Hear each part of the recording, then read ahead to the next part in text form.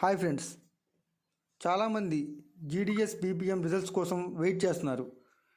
ఈ GDS BPM and ABPM results అనేవి ఈ month first week or second వీక్లో రిలీజ్ అయ్యే ఛాన్స్ ఉంటుంది ఫ్రెండ్స్.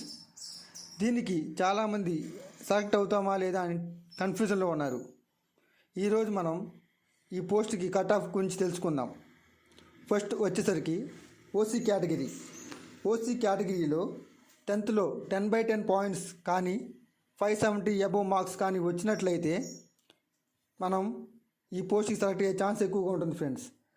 తర్వాత ఓబీసీ కేటగిరీలో 9.9 ఆర్ 560 అబోవ్ మార్క్స్ కనుక వచ్చినట్లయితే సెలెక్ట్ అయ్యే ఛాన్సెస్ ఇంకొంచెం ఎక్కువగా ఉంటుంది.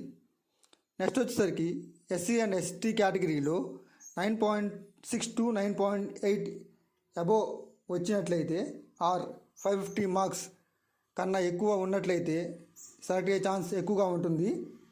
తర్వాత ఈడబ్ల్యూఎస్ కేటగిరీలో 9.5 పాయింట్స్ కానీ 550 మార్క్స్ కన్నా ఎక్కువగా ఉన్నట్లయితే ఈ పోస్ట్కి సెలెక్ట్ అయ్యే ఛాన్స్ ఫస్ట్ లిస్ట్లో ఎక్కువగా ఉంటుంది.